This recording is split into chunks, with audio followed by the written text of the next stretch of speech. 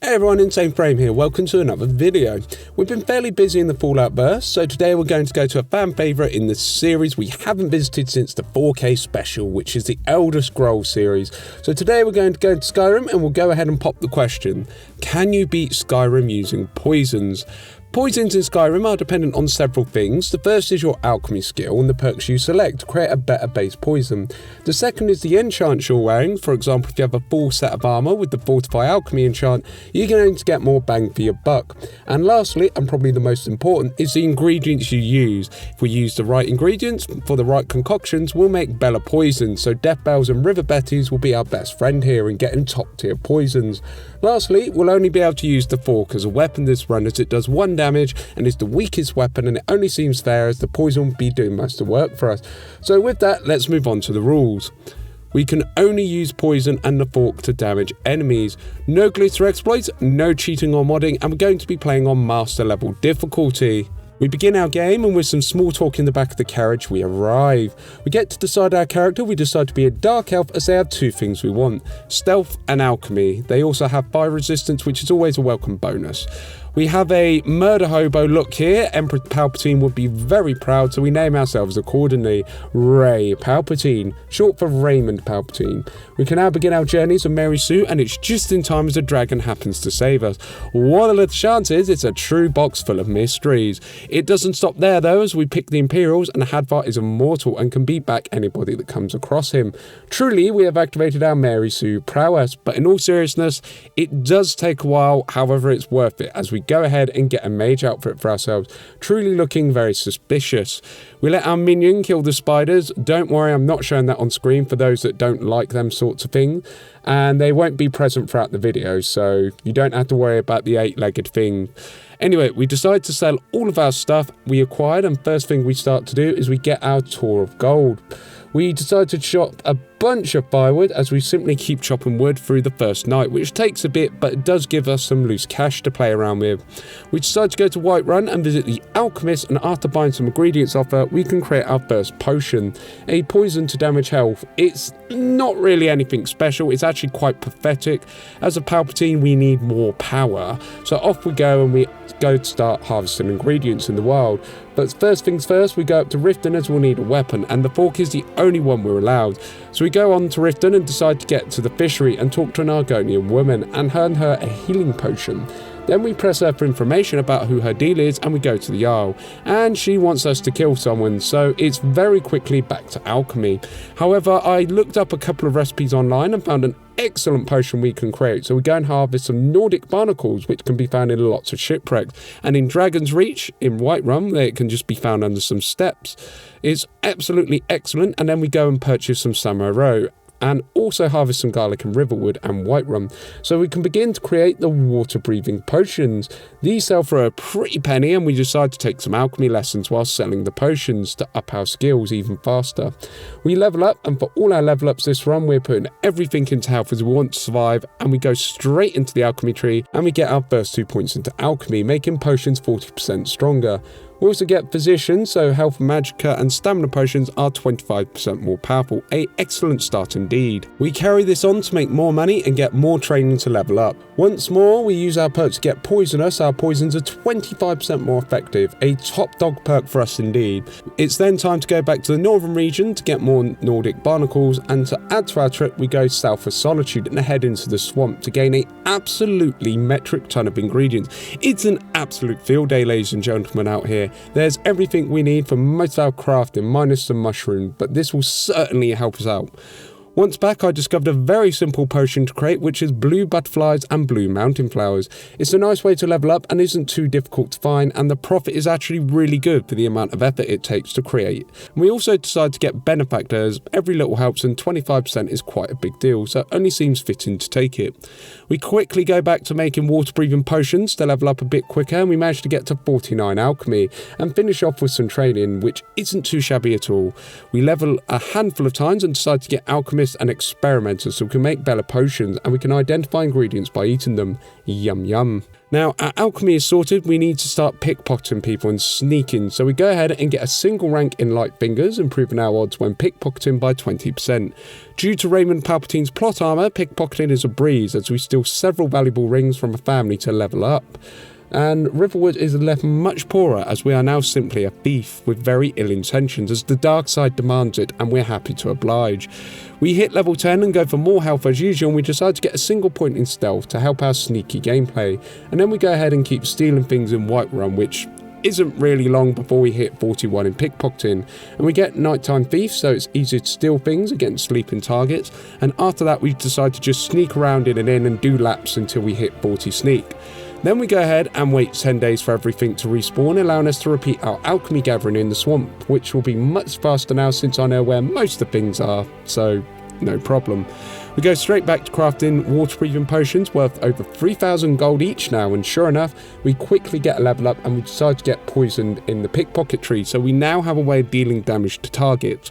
It's not ideal, but it's a way to take people out if we need to, and we also get another rank of alchemist and then use the cash to get more lessons in alchemy.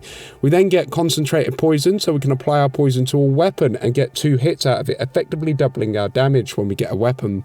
We also get muffled movement, so noise from our arm is reduced by 50%, an excellent perk if we need to stealth around. But we keep training our alchemy and eventually level yet again, but this time we grab the perk that will easily benefit us the most in this run, the S tier perk if you will, and that is Green Thumb, allowing us to get double the ingredients, effectively meaning double the potion production. And my lord, this run has a lot of potion crafting in it, but we're still not done yet, as we also have to get one more rank in experimenter so we can reveal 3 traits of each ingredient by eating it. Since we've exhausted all of our ingredients from crafting potions, we decide to go ahead and gather more ingredients, which will be much easier thanks to Green Thumb, as it will let us double the amount of resources from anything we gather. We head on over to Dawnstar and we find a piece of armor that we absolutely must have, as this is simply excellent. We disenchant that bad boy and our enchanting really sucks, so we need to start grinding here too. I know there's no end to the grind, but I can assure you we'll be a powerhouse very soon. Just wait and see the rise of Raymond Palpatine. Anyway, we grind to 81 alchemy with blue butterflies and blue mountain flowers, and we get our final point in alchemist, so our potions are twice as strong. We make our way to Winterhold, and the guardian at the gate shows us how to force heal, which, right, well, sure, but the light side is not for us.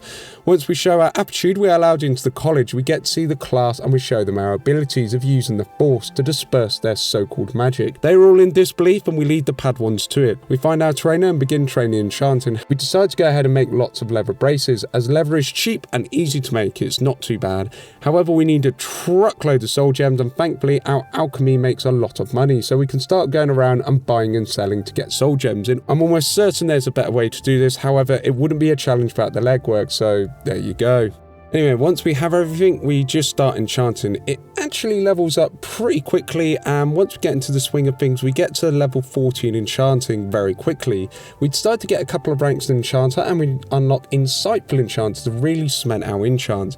We also level up alchemy and we get to 91, which is just bonkers, allowing us to put a point into enchanter. We make sure to make a fortify enchantment potion so we can make our gear that little bit better. Once we get our armor, we then enchant it with fortify alchemy, so potions are 18% better when we make them, which will give that little bit of extra kick with our poisons. Once we get to our location, we simply run past all the enemies, as we can't really fight anyone head on, so we just keep running and go to the ruins.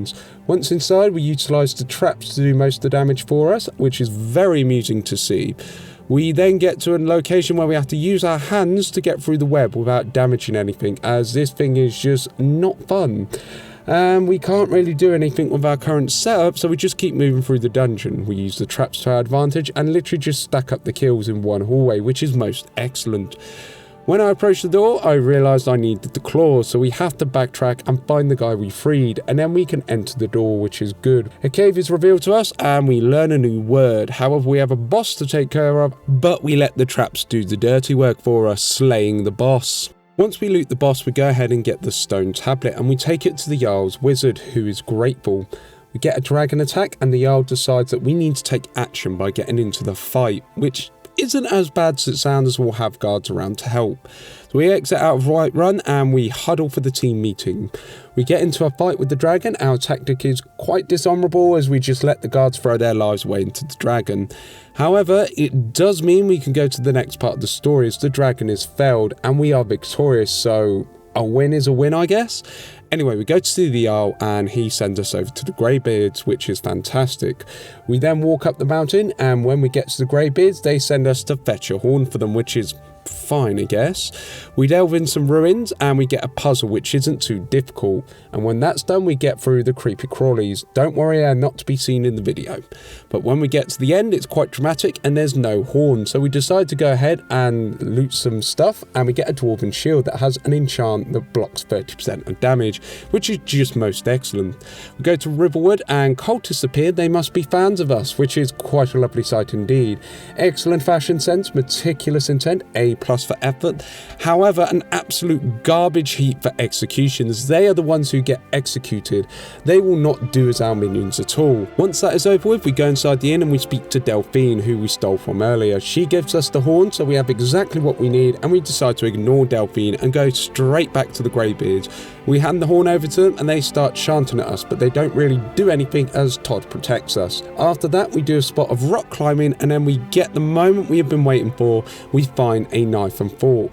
The most powerful thing for us, truly. However, due to the nature of the challenge, we can't enchant the fork in its base form, but we can apply poison to it to do lots of damage. We can finally attack and we test our fork out on an enemy and it performs very well, which is very good. We do more rock climbing and we eventually get to the top of the mountain, but nothing is here, which will serve us well later. We meet back with Delphine and we quickly bump into an evil dragon who looks like a Megatron as a dragon. We have to fight his new minion he resurrected, whose name, quite frankly, I can't pronounce, but we have to fight it anyway. We stay close to the trees so the dragon's breath attacks don't harm us, but then we have an idea as we strike the dragon with a throwaway potion, which is a weak to poison potion. It lasts 30 seconds and then we continuously apply poison that damages health to get lots of damage off on the dragon. It actually works excruciatingly well as the dragon really feels the pain and is very quickly taken out of action. We just found our winning combo this run as even Alduin's minion is cut down to shreds, so we win our fight, which is truly amazing. Delphine admits she's a blade and says our allies, the Thalmor, are a spot of interest. So we go back to Riverwood and we decide the plan, which is to infiltrate a high society party to meet our future allies after all this is done. Before we go any further, we decide to head to Chillwind Depths to gain a large amount of alchemy supplies from there. This place is simply the bee's knees to gain ingredients. We head back to craft our poisons and they're now reaching over 100 damage, which is simply superb. We speak to Melbourne and we give over all of our equipment we'll need and get our invitation. Once we arrive, we speak to a red guard and offer him a drink to distract everybody at the party. After slipping away, we get our stuff back and get to work. We make sure to steal the Thalmor outfit as it looks fantastic, and we can use our poison to paralyze a guard, making him hit the ground. We then get to paralysing a wizard guarding the entrance and we sneak on in. Once inside, we decide to poison the interrogator until he's no more, which is easy enough. And as for the guard, they do rough us up pretty damn good, but we use the paralyze and then the weak to poison and kill them with our damage to health, which is absolutely amazing. We then interrogate the prisoner and he tells us everything we need to know, which is fantastic.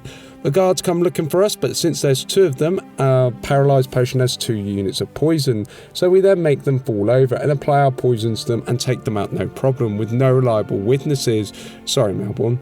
Anyway, we used our new perk point to put a point in stealth so we're even harder to detect.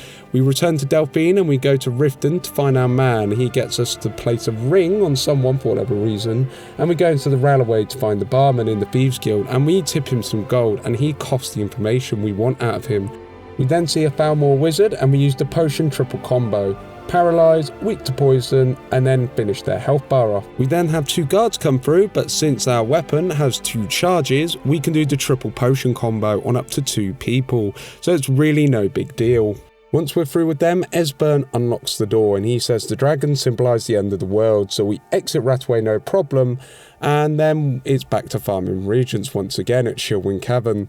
We wait 10 days for everything to respawn and go to clear it out. We go swimming for more river betties, and after that we craft more poisons, and we finally hit 100 in alchemy, and our quality of poisons certainly reflect that.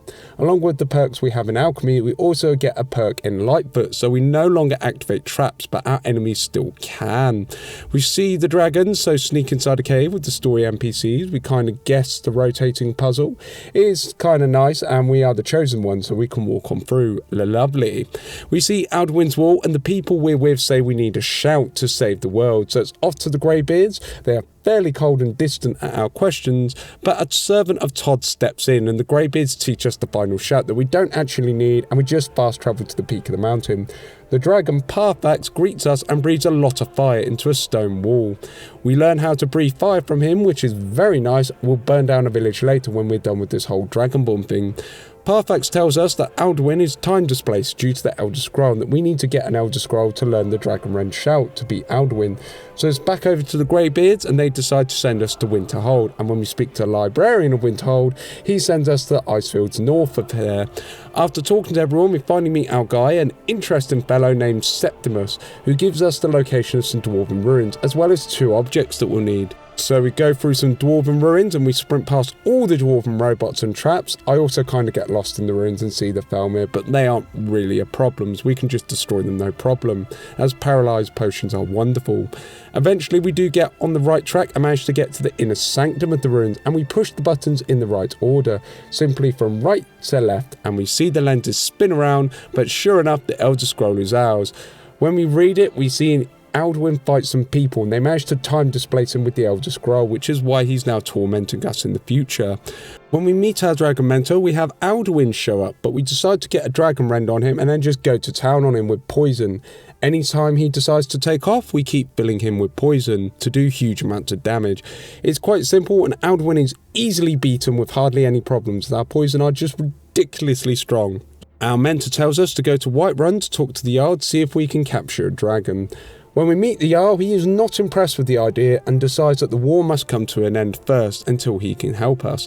So go on over to the Greybeards to ask if they're willing to host the war council, and they are. We then have to get our guests, so first up is General Tullius, and he agrees to come, and the second guy is Ulfric Stormcloak. With the location and the party set, we take a seat and just have to wait out the interactions between the characters, but we have reluctant peace in Skyrim and a ceasefire just like the Jarl asked. When we go back to Whiterun, we have a dragon come down, and we manage to shout at the dragon so it lands, and then it's time to pump it full of poison. It doesn't really last long against us, and we just mess the dragon up royally.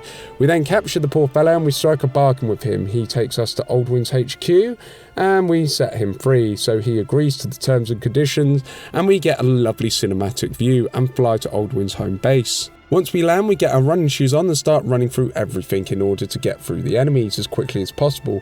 When we go inside, the first puzzle is solved easily enough as the enemies keep attacking us and we get out of dodge. The second puzzle isn't really that bad, and when the bridge drops, we keep moving forwards.